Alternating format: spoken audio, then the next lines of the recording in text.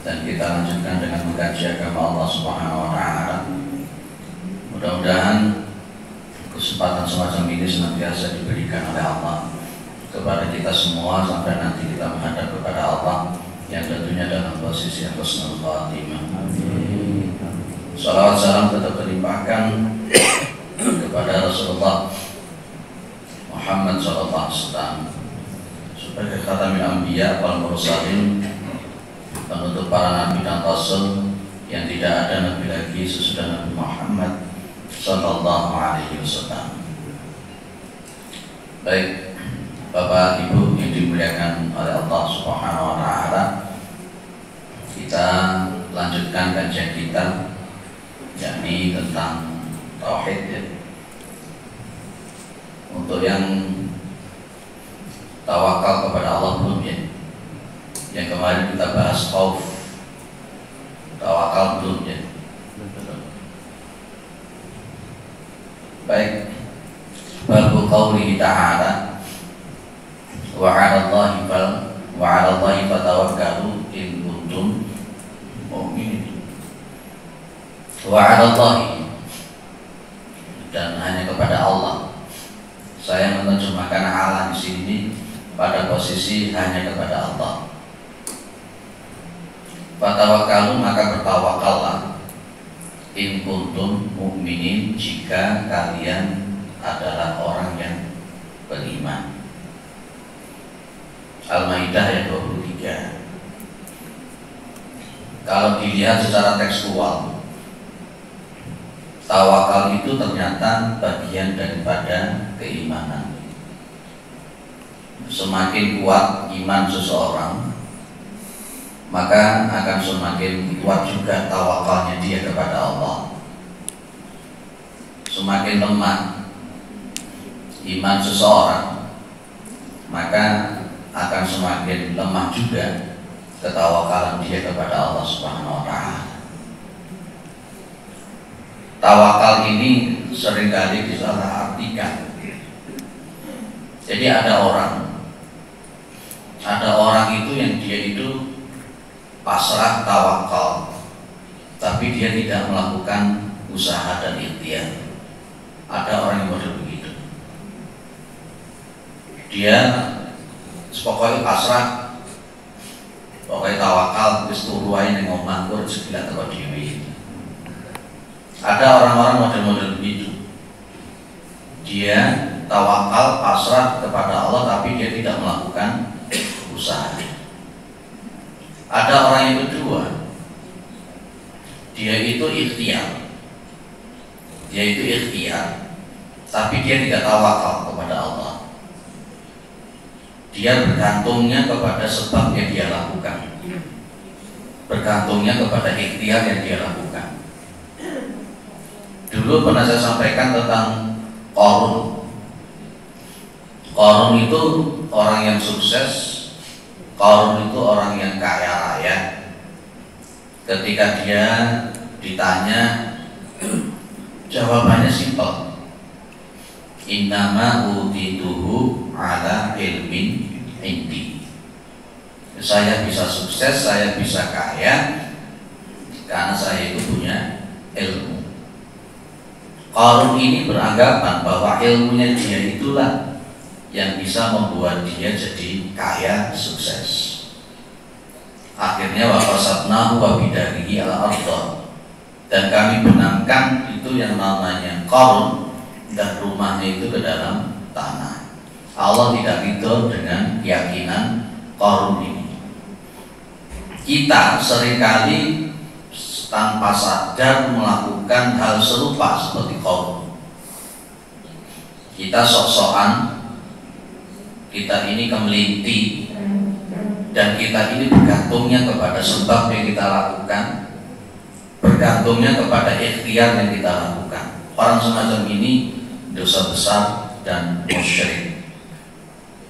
Orang yang pertama tadi cuman pasrah saja, tidak melakukan ikhtiar, dia juga berdosa besar karena dia tidak melakukan perintah dari Allah untuk melakukan usaha. Ada golongan orang nomor 3. Ini lebih parah lagi. Ikhtiar yang tidak, tawakal juga tidak. Dia melakukan usaha tidak, dia tawakal kepada Allah juga tidak. Ini lebih parah lagi. Dosanya double-double. Maka yang diharapkan oleh Allah Subhanahu wa taala itu adalah poin nomor 4. Dia ikhtiar sekaligus dia tawakal. Itu poin orang yang beriman. Jadi dulu pernah saya sampaikan bahwa kita melakukan ikhtiar itu semata-mata untuk melakukan, mengerjakan perintah, dan tidak boleh kemudian kita bergantung kepada ikhtiar. Tidak boleh kita bergantung kepada sebab yang kita lakukan. Kalau kita bergantung kepada sebab ikhtiar yang kita lakukan, maka kita telah melakukan kesyirikan. Jadi kita tetap melakukan perintah untuk melakukan usaha sebab, tapi tetap tidak boleh bergantung kepada ikhtiar. Dan kemudian kita gandeng dengan namanya tawakal. Tawakal itu kita pasrahkan kepada Allah Subhanahu wa taala. Setelah kita berupaya semaksimal mungkin, ya ada kerja cerdas, ada kerja keras, ada kerja ikhlas, ada kerja sama, ada sama-sama kerja, ada kerja tuntas. Nah itu ya. Itu kita lakukan semua sekedar untuk melakukan perintah. Perkara nanti masalah hasil itu kita tawakal kepada Allah Subhanahu wa taala. Itulah akidah Ahlussunnah wal Jamaah yang sesungguhnya. Muncul pertanyaan sekarang, ya, kenapa kita mesti tawakalnya kepada Allah? Kenapa sih kita tidak bertawakal kepada selain Allah? Apakah selain Allah itu tidak punya kekuatan untuk merubah? Jawaban saya simple, la haula wala quwwata illa billah. Jangan tahu persis artinya itu. La haula wala quwwata illa billah, tidak ada daya dan kekuatan kecuali dengan izin Allah. Bapak Ibu yang dimuliakan oleh Allah, jenengan kenal yang namanya Al-Muqtadir. Jenengan kenalan namanya Al-Muqtadir. Siapa Al-Muqtadir itu? Al-Muqtadir itu hanya Allah Subhanahu wa taala. Al-Qur'an menyebutkan Allah itu sebagai Al-Muqtadir. Al-Muqtadir itu seringkali kita terjemahkan bahwa Allah Subhanahu wa ta'ala itu sebagai zat yang maha menentukan. Gandengannya Al-Muqtadir itu ya Al-Qadir. Allah maha kuasa. Allah itu kamalul qudrah. Sampai saya carikan di kitab Fikih Asmaul Husna di bab Al-Muqtadir, jenengan akan bisa melihat tentang ternyata Al-Muqtadirnya Allah itu begitu luar biasa. Kita paham dulu yang pernah saya sampaikan kaidah di dalam kitab Usul Ilallah Ta'ala.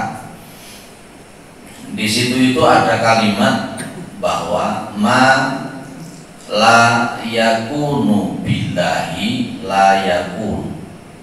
Saya ulang, ma la yakunu billahi la yakun. Bahwa yang namanya segala sesuatu itu kalau tanpa izin Allah Subhanahu wa ta'ala, maka dia tidak akan pernah terjadi. Segala sesuatu itu kalau tanpa izin Allah Subhanahu wa ta'ala, maka tidak akan pernah terjadi. Ini Al-Muqtadirnya Allah. Kita lihat. Ini positifnya pakai laptop itu begini, bisa buka yang lain. Kalau al-muqtadirnya Allah itu berarti Allah itu kamalul qudrah. Allah itu sempurna di dalam kekuasaan, dan Allah Subhanahu wa taala itu mampu untuk menentukan segala sesuatu. Yang menentukan itu bukan jenengan. Yang menentukan itu bukan usaha jenengan. Yang menentukan itu bukan ilmunya jenengan. Tapi yang menentukan itu adalah Allah Subhanahu wa taala. Nah, kita lihat Arabi gundul-gundul.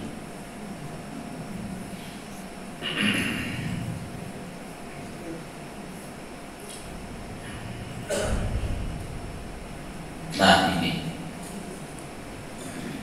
wa min tamarihi al-mubarakati annahu yanwi fil abdi al-isti'anatu billahi wa husnu tawakkuli alaihi wa tamamul iltijai ilaihi. Ini loh, ada garis bawah. Dan di antara efek buah daripada ketika seseorang itu percaya, beriman dengan al-muqtadirnya Allah yang terberkati, maka anahu yakfi fil abdi al-isti'anatu billah. Maka sesungguhnya menjadi kuat fil abdi di dalam diri seorang hamba. Apa yang menjadi kuat? Al-isti'anatu billah, meminta pertolongan kepada Allah Subhanahu wa taala, wa husnul tawakkuli alaihi, dan bagusnya bertawakal kepada Allah, wa tamamul iltijai ilaihi, dan sempurnanya iltija, mengembalikan segala sesuatu, mengharap hanya kepada Allah. Karena kita yakin bahwa Allah itulah al-muqtadirnya Allah. Nah, ini karena memang konteksnya kita paham bahwa kalau kita berbicara tentang al-qadirnya Allah, maka otomatis kita akan berbicara tentang al-muqtadirnya Allah. Ya. Dan ketika kita berbicara tentang al-qadirnya Allah, al-muqtadirnya Allah, kita paham Allah itulah yang maha menentukan segala sesuatu.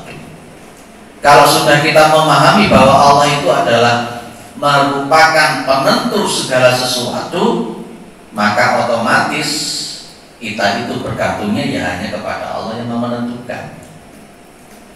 Lah model-model semacam ini kita otomatis kan berbicara tentang masalah takdir, loh Pak. Kalau kita itu bicara tentang tawakal, mau tidak mau pasti akan berbicara tentang masalah takdir.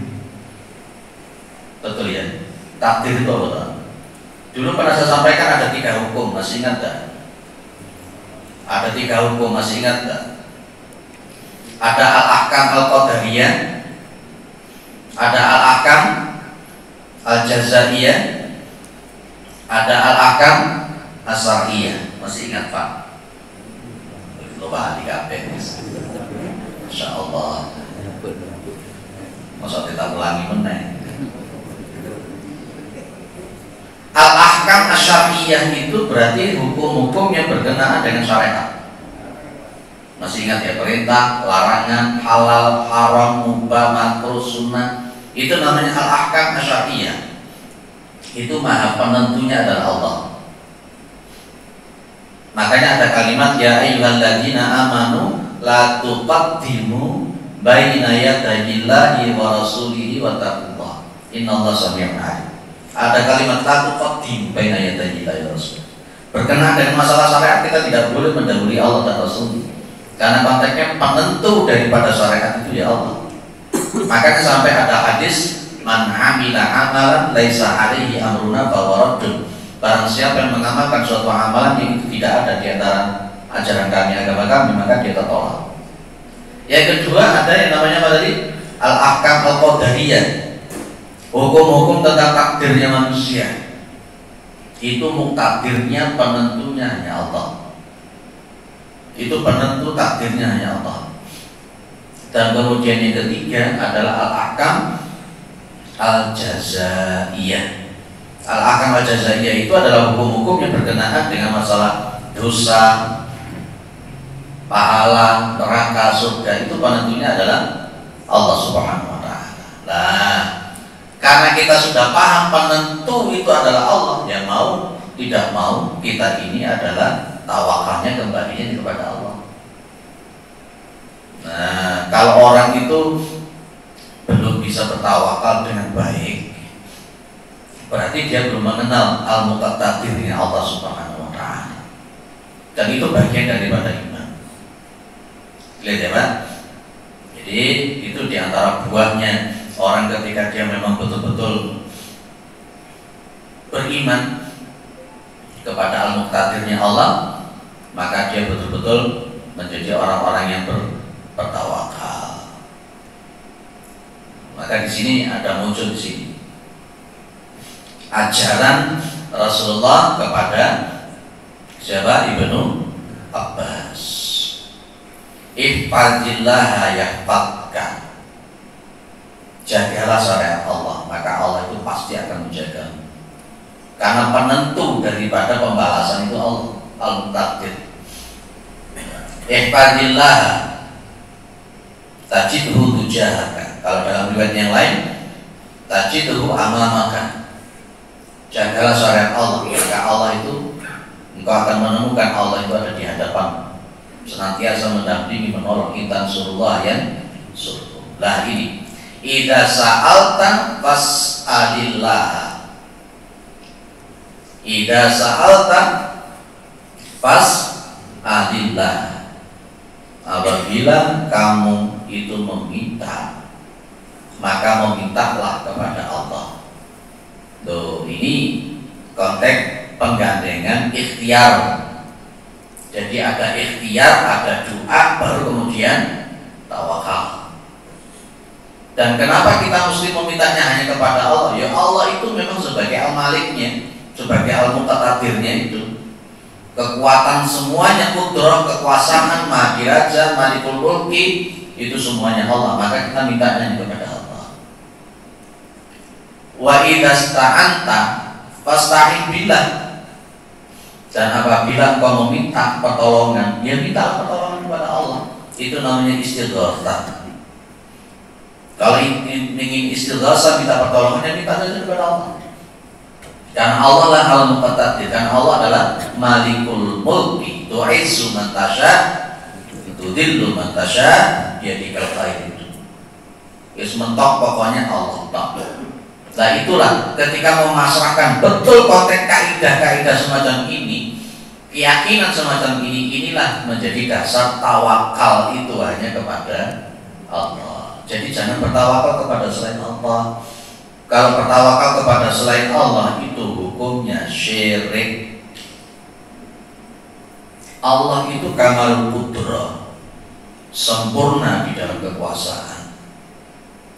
Allah itu kamalul qahar. Allah itu sempurna di dalam pemaksaan al-jabbar.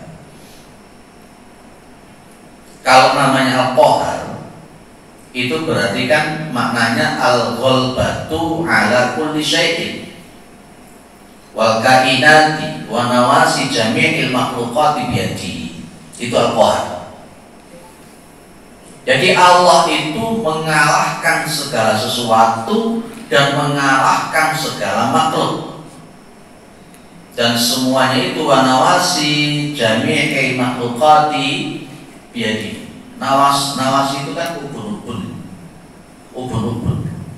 Jadi ubun-ubun semua makhluk itu ada di tangannya. Artinya penentunya Allah Subhanahu wa Ta'ala. Itulah al-qahar. Ketika kita kenal model semacam ini, ya otomatis tawakal itu ya hanya kepada Allah seperti itu. Kalau jenengan tawakalnya kepada jimat tidak bisa punya apa-apa. Jimat jenengan ide-ide, jenengan obong tidak bisa melawan. Jenengan mau tawakal kepada selain Allah tidak punya kekuatan apa-apa. Tawakal sama manusia itu lemah, nggak bisa apa-apa. Tawakal kepada usaha jenengan pun juga tidak menjamin. Maka satu-satunya yang pas, yang cocok untuk kita bertawakal itu hanya Allah. Maka tadi itu, ayatnya bunyinya adalah wa 'alallahi, bukan wa 'alal makhluqi, bukan, tapi pakai wa 'alallahi, hanya kepada Allah, atas Allah, hanya kepada Allah. Itu alasannya Allah sebagai Al-Muqtadir, Allah sebagai Al-Malik, Allah sebagai Al-Qahar, Allah sebagai Al-Jabbar dan seterusnya. Hanya kepada Allah fatawakkalu, maka bertawakallah. In kuntum mu'minin, jika kalian memang betul-betul beriman. Kalau jenengan tawakalnya kepada selain Allah, itu menunjukkan iman jenengan durung bener. Kalau jenengan itu bergantungnya kepada selain Allah, maka itu berarti durung bener imannya. Padahal Allah itu adalah As-Somad. Apa As-Somad, Pak? Ayo, jenengan bolak-balik angger maca senengane lah iku. Angger salat sing diwaca iku Allahu ahad, Allahu samad. Lam yalid walam yulad walam yakul lahu kufuwan ahad. Tidak mau sing liyane. Apa sih As-Somad itu? As-Somad bukan nama orang. As-Somad itu kalau jenengan buka di dalam fikih Asmaul Husna, As-Somad itu menunjukkan bahwa semua makhluk itu butuhnya hanya kepada Allah. Semua makhluk itu mau tidak mau dia butuhnya kepada Allah. Tidak ada satupun yang gak butuh sama Allah. Kalau Allah, dia tidak butuh kepada makhluk, karena Allah itu qiyamuhu binafsihi. Tapi kalau namanya makhluk itu pasti butuh sama Allah. Dulu masih ingat antara wujud dengan maujud? Masih ingat? Islami meneh. Antara wujud dengan maujud, apa bedanya? Halo? Kalau yang wujud itu Allah. Kalau namanya wujud itu dia adanya itu tidak perlu diadakan, dan sebelumnya tidak ada sesuatu. Karena Allah itu adalah al-awwalu wal akhiru wal dhahiru wal batin. Karena memang Allah itu al-awwal, ya Allah itu wujud. Tidak ada satupun yang mengadakan Allah, yang menciptakan Allah, tidak ada. Yang melahirkan Allah juga tidak ada. Itu namanya wujud. Tapi ada namanya maujud. Maujud itu adanya dia itu karena diadakan. Sebenarnya hakikatnya dia tidak ada, yang kemudian diadakan oleh Allah, maka dia menjadi maujud. Kalau kita itu bergantung kepada yang maujud, tidak pas, karena dia sendiri pada hakikatnya juga tidak ada, dan dia itu kalau adanya karena ada diadakan. Nah, itu bahasa-bahasa tauhid. Hanya bergantung saja kepada Allah.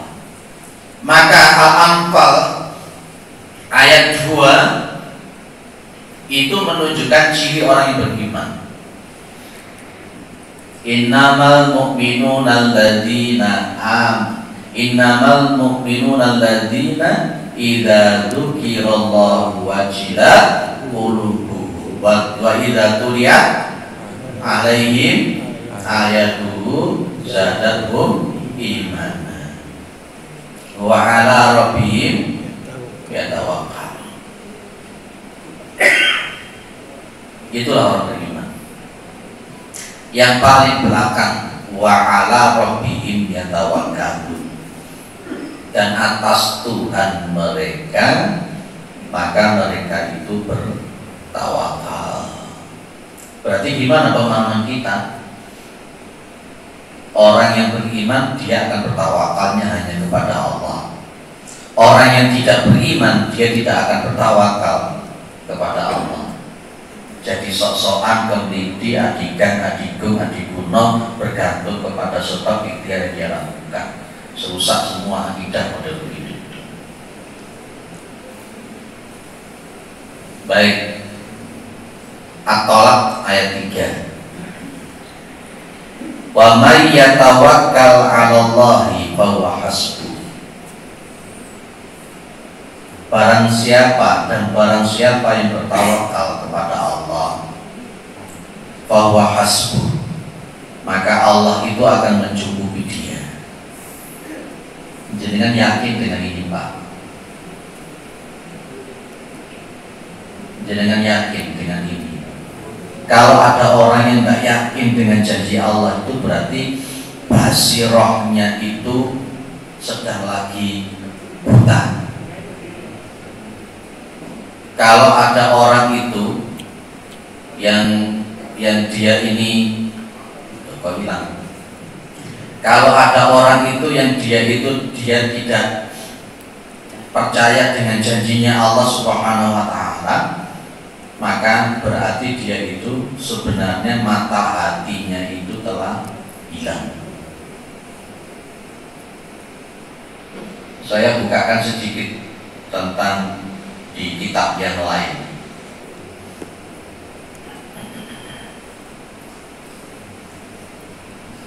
Allah itu la yukhliful mi'ad. Innallaha la yukhliful mi'ad. Sesungguhnya Allah Subhanahu wa Ta'ala itu tidak akan mengingkari janji. Ketika Allah tadi mengatakan wa may yatawakkal 'alallahi fa huwa hasbuh, maka barang siapa yang bertawakal kepada Allah, maka Allah itu akan menepati, Allah itu akan mencukupi dia. Masalahnya kita itu sekarang kan begini toh Pak, Ibu yang dimuliakan oleh Allah. Kita itu melakukan sesuatu yang sebenarnya itu tidak diajarkan oleh Rasulullah Muhammad SAW. Melakukan wirid yang sebenarnya itu tidak dicontohkan oleh Rasulullah Muhammad SAW. Padahal tanpa wirid yang aneh-aneh, ketika kita memang betul-betul menjaga syariatnya Allah, ketika kita memang betul-betul melakukan ketaatan kepada Allah, bertawakal kepada Allah, tanpa wirid macam-macam itu Allah sudah ngasih kecukupan. Tadi wa may yatawakkal 'alallahi fa huwa hasbuh. Coba perhatikan di sini. La yusakkikannaka fil wa'di adamu wuqu'il maw'udi wa in ta'ayyana zamanuhu li alla yakuna dzalika qadhan fi basiratika wa ikhmadan li nuri sariratika. Jangan sekali-kali meragukan terhadap diri fil wa'di, di dalam masalah janji. Apa ada wuqu'il maw'udi, tentang tidak adanya terjadinya yang dijanjikan. Wa in ta'ayyana zamanuhu, meskipun zaman waktu ditetapkan yang dikabulkan janji itu sudah ditentukan. Kalau memang konteksnya kita sudah mulai ragu-ragu dengan janji yang sudah dijanjikan oleh Allah, maka berarti itu tanda li alla yakuna dzalika qadhan fi basiratika, supaya yang demikian itu tidak melukai, mencacati fi basiratika, di dalam mata hati Anda. Ada mata hati, ada ainul basirah yang kita maksud. Iman di situ. Kalau orang itu sudah mulai ragu-ragu dengan janjinya Allah, berarti mata hatinya itu sudah mulai buta, sudah mulai tertutup. Ingat ya, Allah Subhanahu wa Ta'ala itu di dalam menempatinya itu seperti ini. Layakun ta'akhuru amadil ata'i ma'il halqi fit du'a'i mujiban liyasika bahwa dominalaka al-jabata fima yataruhu laka. Jangan sekali-kali penundaan pemberian, penundaan pemberian ma'il haqi bidu'ai, beserta bersungguh-sungguhnya di dalam doa, mujiban diyaksikan, menyebabkan mewajibkan menjadi putus asanya Anda. Kita ini kan sudah tawakal sama Allah, sudah doa betul sama Allah. Lah kok apa yang kita tawakalkan, apa yang kita doa kepada Allah itu belum nyampe-nyampe sama kita, itu tidak boleh membuat kita jadi putus asa. Yakin janjinya Allah tadi itu, wa 'alallahi fatawakkalu in kuntum mu'minin. Dan wa may yatawakkal 'alallahi fa huwa hasbuh, ini harus jadi patokan. Ditundanya pemberian ketika kita sudah masrah kepada Allah, ditundanya pemberian ketika kita sudah minta kepada Allah, itu tidak boleh kita membuat kita jadi cacat mata hati kita, kemudian kita menjadi ragu-ragu terhadap janji Allah. Gini loh Pak, fahuwa domina laka al-ijabata fima yaktahu laka. Fahuwa, maka yang namanya pemberian, termasuk doa jenengan janji yang sudah dijanji oleh Allah, domina laka al-ijabah, itu sudah dijamin oleh Allah untuk diberi. Jaminan Allah, janjinya Allah itu pasti ditepati oleh Allah. Jenengan berdoa kepada Allah, Allah sudah janji untuk ditepati. Tapi ini ngomong fima yahtaruhu laka la fima tahtaruhu li nafsika. Di dalam hal-hal apa yang Allah pilihkan untuk kamu, bukan apa-apa yang kamu pilih untuk dirimu sendiri.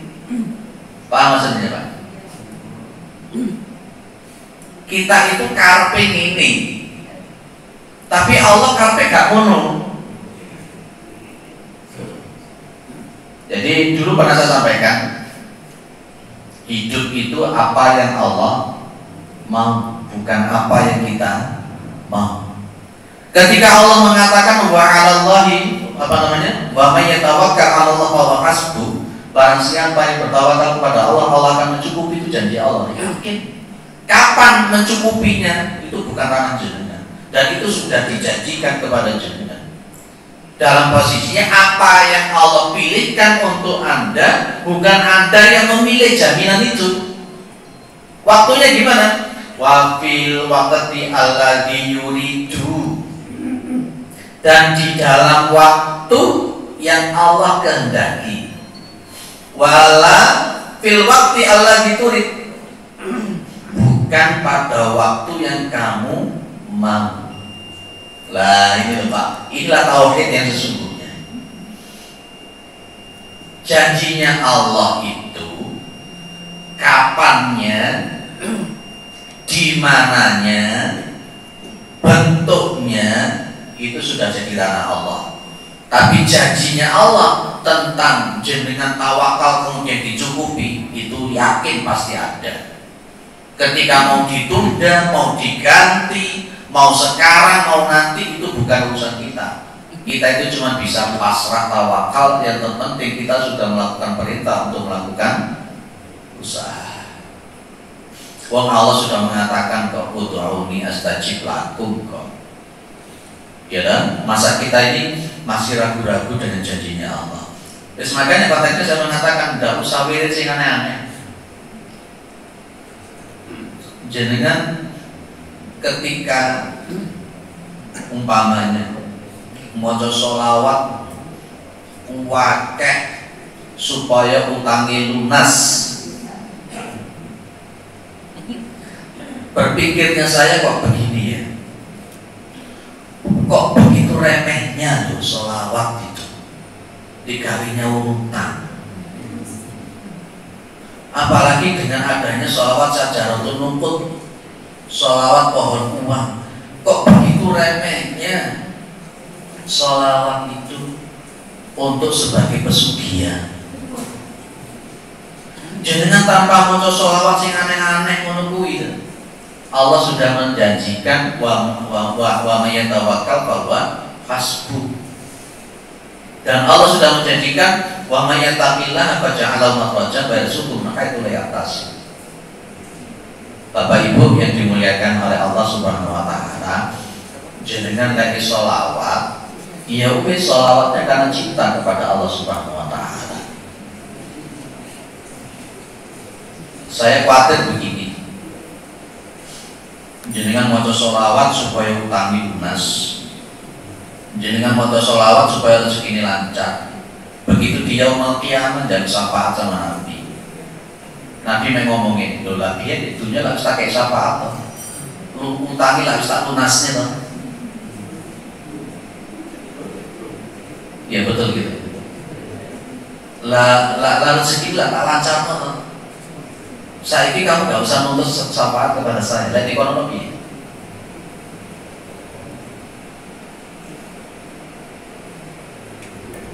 Ada apa Pak?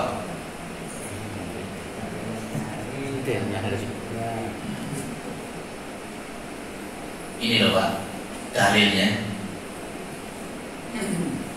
Kalau jenengan sholawat karena ini, sholawat karena itu, ibadah karena ini, ibadah itu. Coba jenengan amati ayat ini sebagai penutup. Setelah itu kita diskusi. Man kana yuridul hayatad dunya wa zinataha nuwaffi ilaihim a'malahum fiha wa hum fiha la yanqasun. Barang siapa yang mengharapkan kehidupan dunia dan perhiasan dunia, tentunya dia pas ketika sedang beribadah. Nanti kita lihat salahnya. Nuwaffi ilaihim a'malahum fiha. Masya Allah. Ya kami sempurnakan bagi mereka itu atas tindakan-tindakan mereka, amalan-amalan mereka pihak di dalam dunia. Jangan masuk sholawat supaya lunas utang. DKI lunas utang. Jangan masuk sholawat supaya rezekinya lancar. DKI rezekinya lancar. Tapi ingat di sini.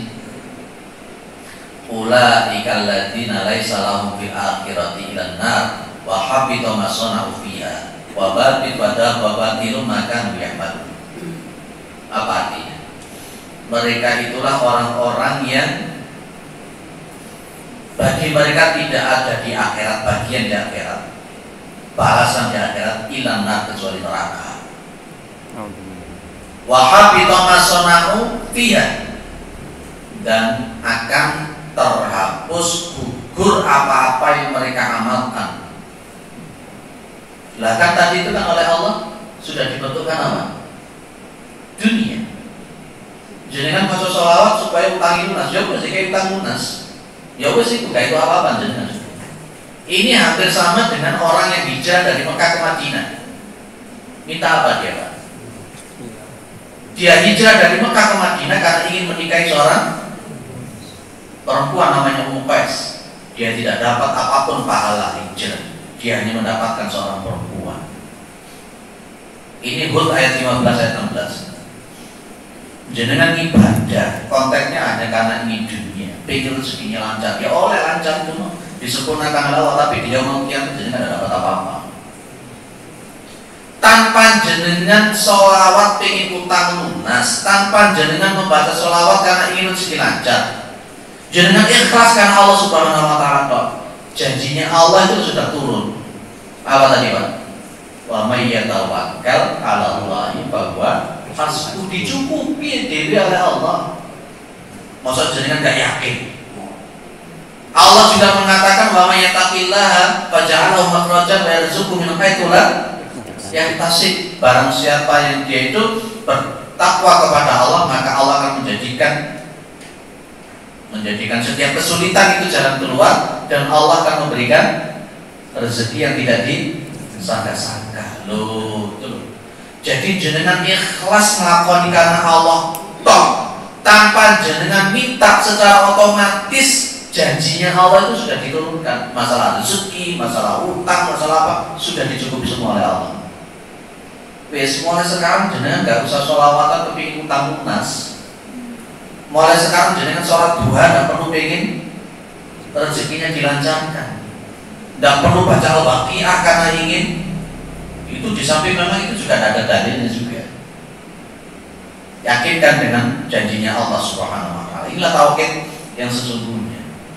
Ya, ingat-ingat Hud ayat berapa tadi? 15 sama ayat 6. Jangan-jangan jenengan selama ini aku tak sholat sih, daganganku cek laris.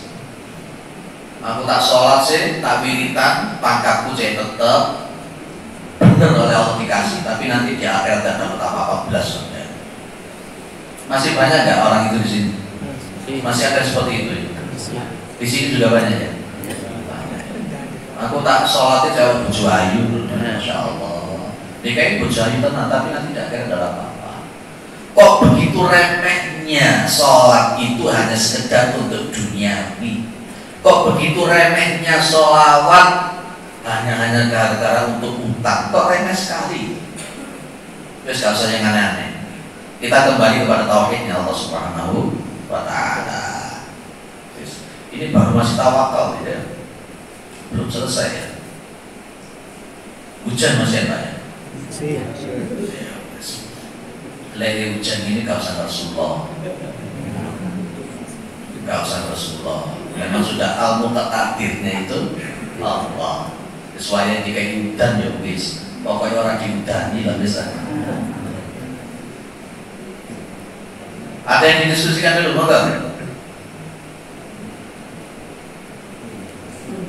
Yeah. Kalau dalam kehidupan itu yang kita harapkan yang tidak menyenangkan itu gimana? Kita inginkan yang senang yang muncul, tapi yang muncul itu tidak senang Pak, yang tidak kita inginkan yang datang. Tidak sesuai permintaan, tidak sesuai dengan permintaan.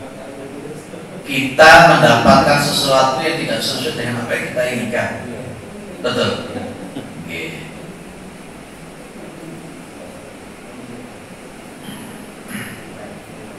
Ketika kita mendapatkan sesuatu yang tidak menyenangkan, percayalah bahwa wa asa an takrahu syai'an fa huwa khairul lakum. Apa artinya? Barangkali sesuatu yang kamu tidak suka, maka itulah justru yang terbaik. Dulu pernah saya sampaikan, saya tancapkan di kontennya al-muqtadirnya Allah. Dulu pernah saya sampaikan bahwa kadangkala Allah Subhanahu wa Ta'ala itu memberikan kenikmatan itu dengan jalan sesuatu yang mungkin tidak sesuai dengan keinginan kita. Tapi padahal sesuatu yang tidak kita inginkan itu malah justru yang terbaik buat kita. Gak ketemu berarti di sini ayatnya.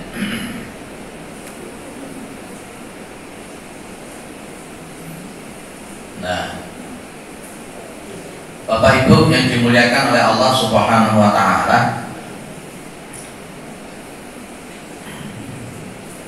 Rasulullah Muhammad SAW itu pas ketika dia itu mendapatkan sesuatu yang menurut Rasulullah tidak mengenakan, maka beliau itu selalu mengucapkan alhamdulillah ya ala kulli halin. Apa artinya Pak?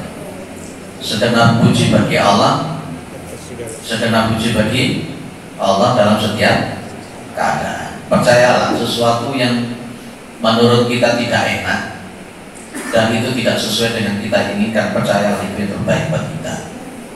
Karena Allah itu adalah Al-Hamid. Dulu pernah saya sampaikan, Al-Hamid, Allah yang Maha Suci. Maka berkenaan dengan masalah takdir semacam itu, kita hanya bisa ikhlas dan legowo dan meyakini itulah yang terbaik untuk kita. Itu saja.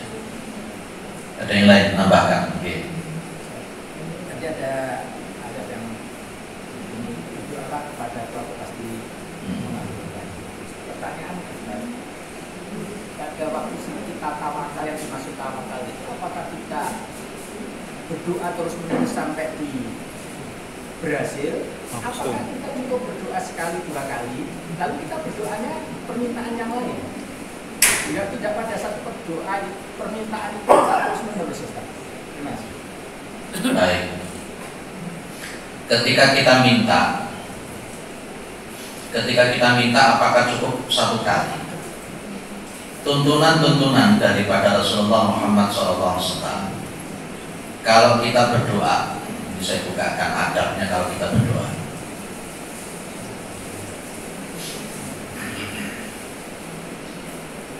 Ada istilah al-azmu fil mas'alah, ada asidatu fi doa.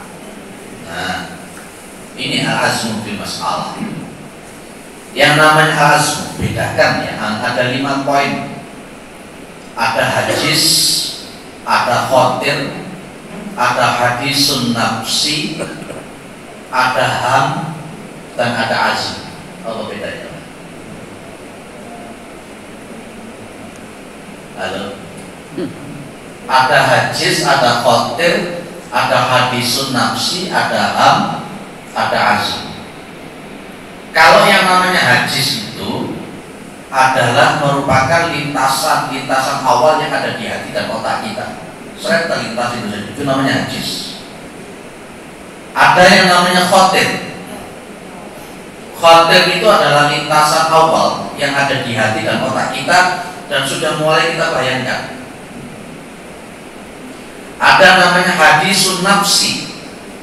Itu lintasan-lintasan awal yang ada di dalam hati kita, otak kita sudah dibayangkan dan kemudian sudah mulai muncul pertanyaan, dilakukan atau tidak, dilakukan atau tidak.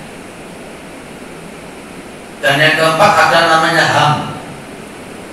Ham itu adalah lintasan-lintasan awal yang ada di dalam hati otak kita yang sudah berubah menjadi keinginan, yang persentase untuk dilakukan lebih tinggi daripada tidak melakukan. Itu namanya ham. Dan ada namanya azm. Azm itu sebagai sebuah bentuk tekad 100% untuk dilakukan. Maka Rasulullah menyuruh kita kalau berdoa itu pakai falyazim atau falyazam al-mas'alata. Betul-betul yang jalurkan Gusti Allah langsung menukik jebruet. Maka tidak boleh kita mengatakan Allahumma in syi'ta fa'atini. Wahai Allah, beri saya kalau jenengan purun, dan boten purun dia jadi kayak gak oleh. Itu jenis kurang ajar. Lah minta semacam ini terus, itu nanti ada yang namanya asyidatu fi doa, sungguh-sungguh tenanan kalau berdoa. Dan nanti juga ada yang namanya ilhah, ada namanya ilhah. Ini belum pernah kita bahas di sini ya. Tentang masalah doa sama Nabi. Termasuk diantaranya kalau kita berdoa itu taharra al-awqati al-mustahabbati, ya, mencari waktu-waktu yang mustajab atau tempat-tempat yang mustajab, dan itu diserahkan kepada Allah Subhanahu wa taala dan kita berdoanya terus-menerus. Perkara nanti kapan hasilnya pasrahnya kepada Allah. Gitu. Jadi tidak cukup satu kali kita berdoa baru satu bungus bisa nih kau nggak niat. Ya, jadi perintahnya Nabi, bahkan Nabi Muhammad SAW itu kalau doa utalatan. Nabi itu lihat dulu itu sampai diulang-ulang sampai 3 kali. Itu Nabi Muhammad SAW. Itu jawaban saya Pak. Ini kapan-kapan akan kita bahas adab doa ini belum. Termasuk digandeng dengan yang namanya husnul doa. Ada yang lain? Oke, monggo. Kalau di ayat tadi kan ketika orang menginginkan hanya niat saja itu kan mereka mendapatkan apa yang diinginkan, tapi ada informasi dan mereka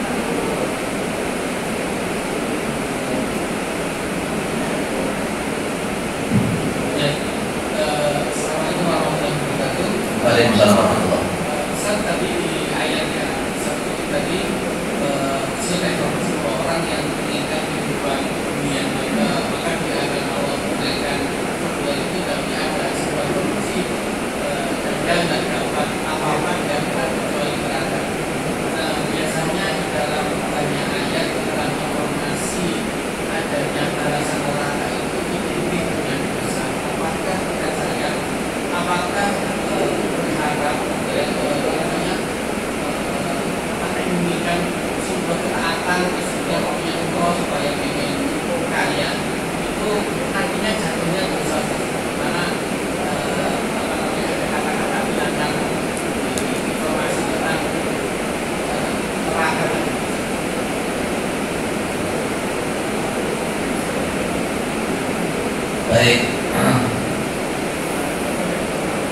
Jadi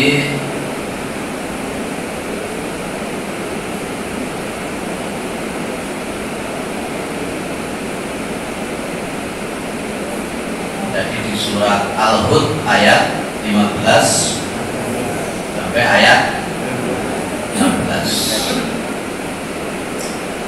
Jadi ada orang-orang itu yang dia melakukan sebuah amalan, tapi pas ketika dia melakukan amalan itu, yang dia harapkan itu adalah dunia. Saya ingin mengatakan bahwa pas ketika seseorang itu dia melakukan ibadah niatnya karena dunia, itu adalah merupakan dosa. Bedakan loh Pak ya, jenengan ikhlas karena Allah tok, kemudian jenengan mengangkat tangan meminta rezeki, minta apa, itu beda. Dengan jenengan aku tak sholat 2 rakaat supaya seperti itu, berarti menukarkan ibadah itu dengan dunia. Itu ada sebuah perbedaan.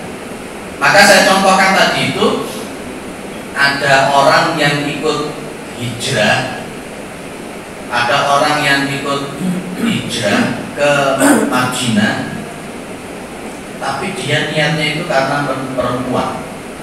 Itu artinya dia menukarkan hijrah itu dengan perempuan. Inilah inamal amal biniatnya itu yang tidak benar.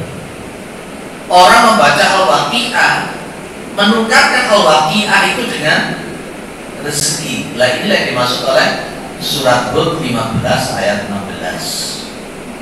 Tapi kadang-kala ada orang itu jawabnya simpel ke saya. Terus saya baca surat Al-Waqi'ah itu niatnya doa supaya rezeki lancar. Kita balik sama saya, para sahabat itu apa juga dicontohkan oleh Nabi begitu? Apakah para sahabat ada satu saja yang baca Al-Waqi'ah, apalagi kemudian diulang-ulang? Wa ashabul yamin ma ashabul yamin fi sidrin mamdud wa talhim mamdud wa dhillin mamdud wa faqihatin katsirah la maqtu'ati wa la mamnu'ah. Itu diulang berkali-kali. Tahunya saya itu pas ketika di Jombang diajak teman. Saya tidak tahu mau diajak kemana. Terus kemudian di situ ada yang namanya waqi'ahan, namanya begitu.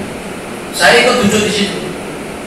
Lah ya pas ketika la maqtu'atin wa la mamnu'ah wa furushim marfu'ah inna ansha'nahu na insya'a wa ja'alnahu nabakal. Itu diulang berkali-kali dengan niatan nanti mendatangkan.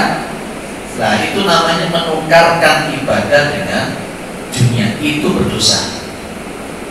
Makanya konteksnya di dalam ayat ini disebut ilantar, tidak ada balasan di akhirat kecuali neraka. Itu jenenge enggak sopan, enggak sopan. Nah Gusti Allah, ya Allah, iki aku sholat nang jenengan, kira-kira sholatku iki sapa ganti duit pirang miliar? Enggak sopan sama sekali. Beda dengan kita ranahnya berdoa. Kalau jenengan berdoa pengen sugih, pengen apa, itu urusan.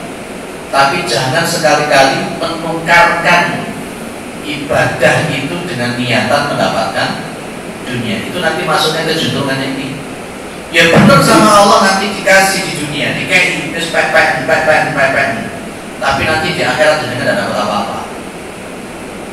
Pak, menurut kami maksudnya ini Pak, itu berdosa itu berdosa. Menurut saya itu sebuah berdosa. Makanya juga masa sih sholawatan hanya sekedar untuk itu, padahal Rasulullah juga tidak mencontohkan. Andai kata itu memang benar, kenapa Rasulullah tidak melakukan itu?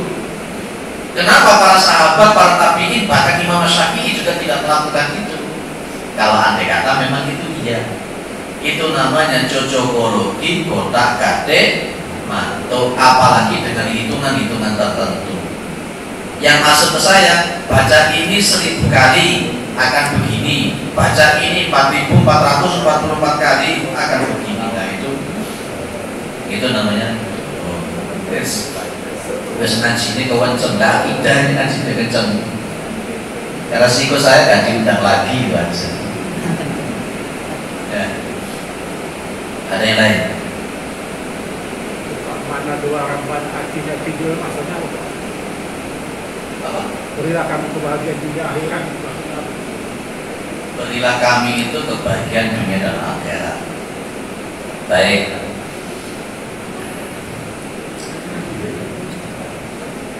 Kebahagiaan yang tertinggi,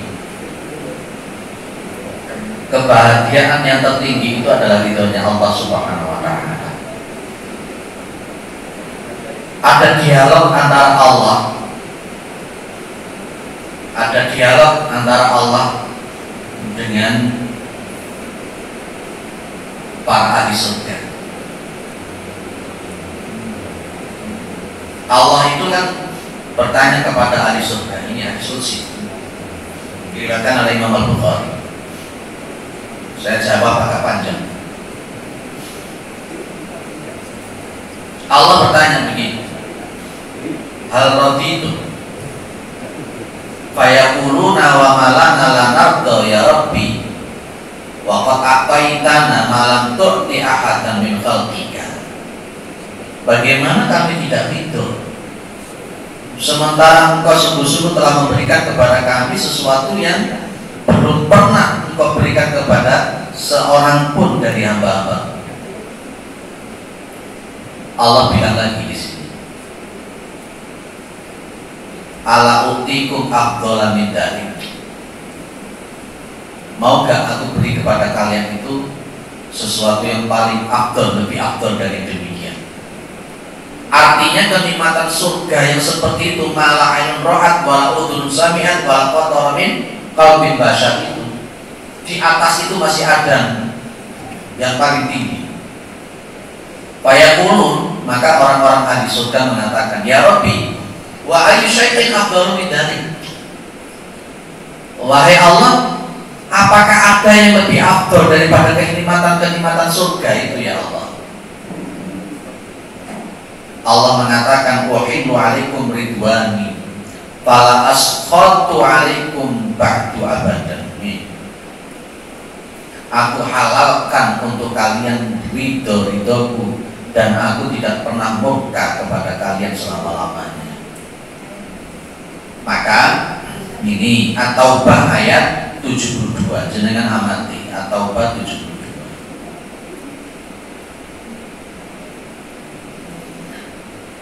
Paling bawah di baris yang nomor 2 kiri, waridwanullah. Tapi sebelumnya Allah mengatakan, wa'adallahu al-mu'minina wal mu'minati jannatin tajri min tahtiha al-anhar khalidina fiha wa masakin thayyibatan fi jannati adn. Allah menjanjikan kepada orang mukmin laki-laki, mukmin perempuan surga-surga yang di bawahnya mengalir sungai-sungai yang mereka kekal di dalamnya, dan tempat-tempat tinggal yang baik di surga Adn. Tapi Allah mengatakan waridwanullah, waridwanum, dan ridha-ridha minallahi akbar. Apa artinya Pak? Dan ridha-ridhonya Allah, ridha-ridha dari Allah akbaru, lebih besar, lebih utama. Jenengan ketika di dunia itu sudah dapat ridho, ya, tanpa jenengan jalur sing aneh-aneh, secara otomatis akan datang sendiri. Saya lebih merujuk kepada At-Taubah ayat 72. Kebahagiaan dunia dan akhirat itu ketika ridhonya Allah diberikan kepada kita. Kalau Allah itu sudah ridho, apapun sudah yang kita inginkan akan diberikan. Orang jualan, meskipun tempatnya nyelewengpik, tapi kalau Allah ridho digoleki orang. Ada orang jualan meskipun di tempat strategis pinggir jalan, kalau Allah tidak ridho, gak payu. Itulah kebahagiaan yang hakiki. Jadi makanya beramal kalau dihubungkan dengan Hud 15 ayat 16, bisa ini sekarang ibadah itu golek ridhonya Allah Ta'ala. Nanti yang lain akan mengikuti. Gak usah sih mikir aneh-aneh kalau beribadah. Jadi kebahagiaan dunia dan akhirat itu berdasarkan At-Taubah ayat 72 dan berdasarkan percakapan Allah dalam riwayat Bukhari antara Allah dengan orang-orang ahli surga, ridho Allah itulah kebahagiaan dan hakiki. Kalau Allah sudah ridho, apapun sudah clear. Kayak gini loh, jenengan itu kan sopan kalau uang, apapun dikek, pepek, aku sengal kowe. Kalau Allah itu sudah ridho sama kita, insya Allah bahagia hakiki yang kita dapat, apapun itu diberikan oleh Allah.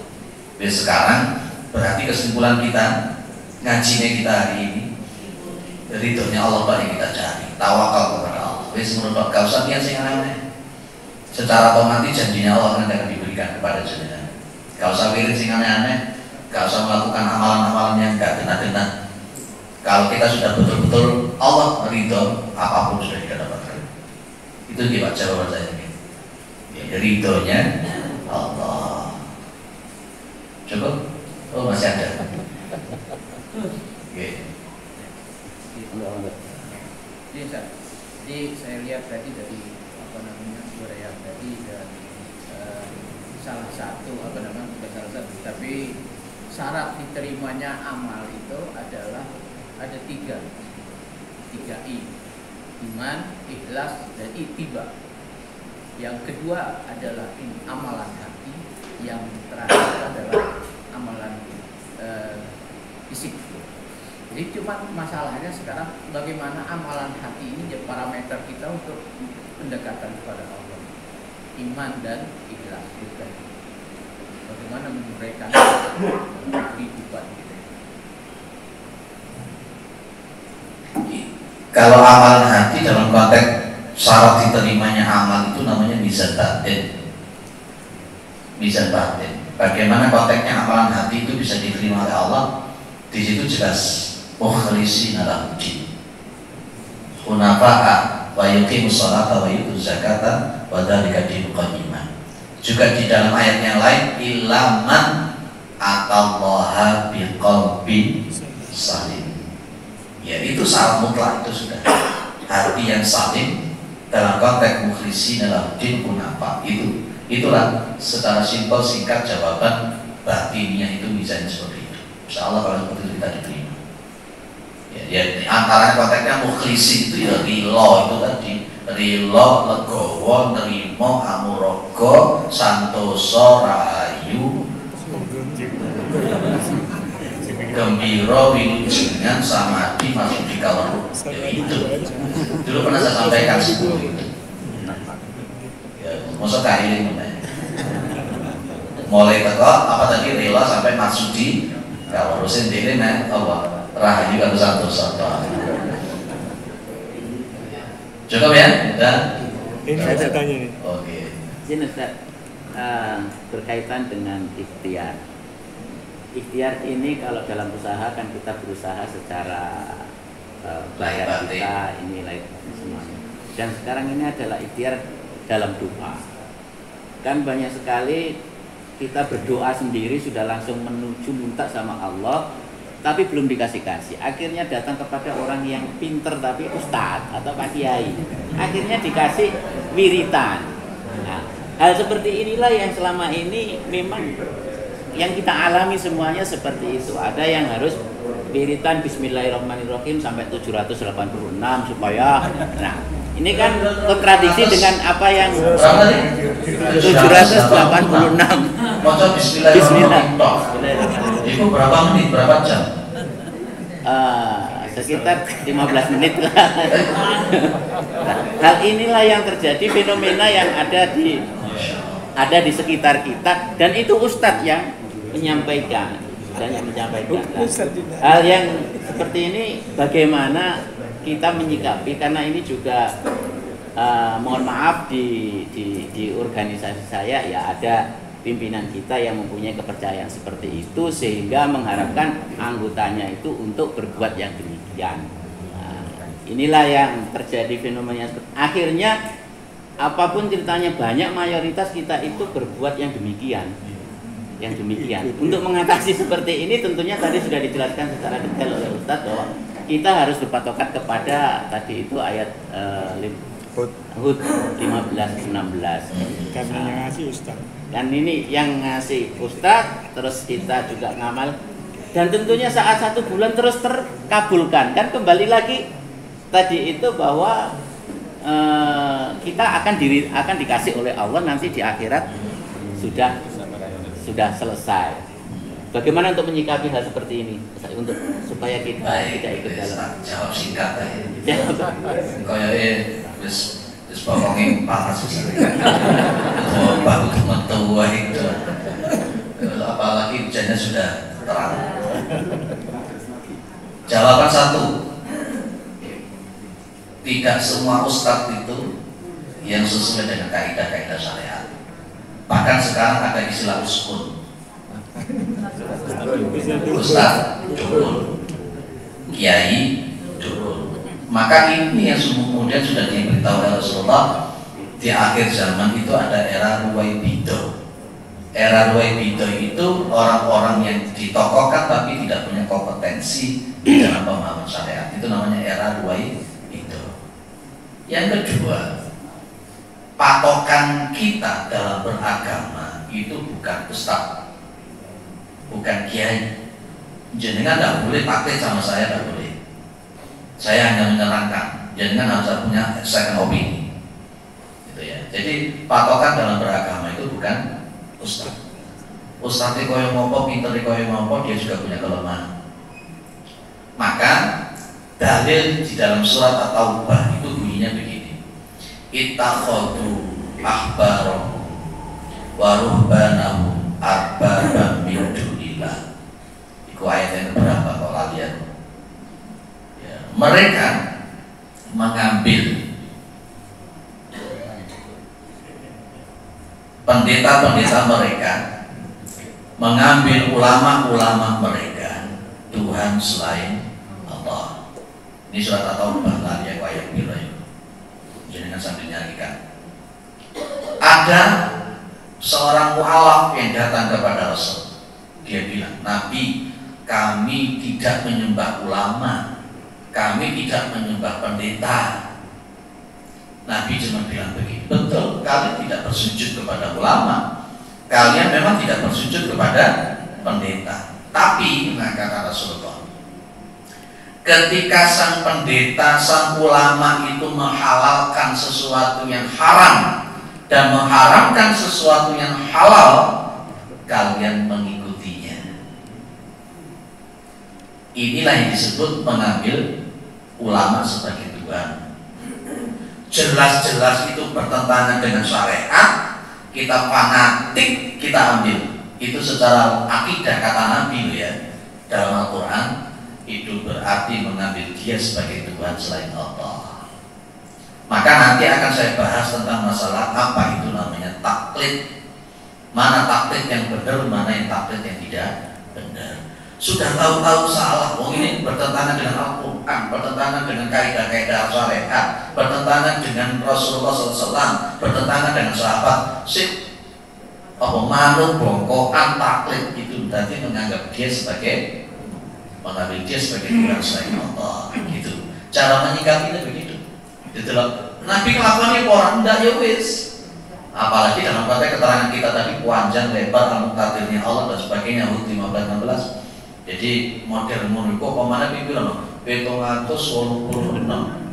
Bismillahirrahmanirrahim. Pertanyaannya berasal dari siapa? Yang memberi itu siapa? Kenapa mesti harus 786? Itu ngantek kok endi? Dari Pak Yai. Bisa jawab enggak? Terus kemudian kenapa dia bisa mengatakan 786 bisa seperti ini? Dari mana? Itu kan cocokologi. Karena saking sugestinya kuat, saking yakinnya, akhirnya keturunan. Tapi nanti di yaumul qiyamah tidak ada apa-apanya. Wis ngene ae lho Pak, lakonono sing tenanan, taat sama Allah dan Rasulnya, secara otomatis jangan khawatir, dijamin itu ikut semua. Orang kalau menanam padi, rumputnya ikut tumbuh. Kalau orang menanam rumput, padinya tidak akan tumbuh. Wis menurut Gledek. Saya sudah membuktikan itu bertahun-tahun. Gak tahu kita nangis, pokoknya Bismillah. Ya ono ae gitu aja. Nanti dong-dongnya. Akhirnya jenengan itu malah bergantung sama wirid itu. Seolah-olah kalau gak wirid malah gak dapat. Akhirnya bergantung sama wirid itu. Jadi syirik lagi. Kita gimana? Wes. Cukup ya. Buang ya. Terus sampai jam 9. Tapi memang enak ngaji masalah akidah dan begini. Saya bukakan sedikit-sedikit tentang masalah dalil ini. Kitab-kitab ini berapa kitab tadi sudah kita buka. Kapan-kapan kalau kita katam kitab ini, kita kitab yang lain.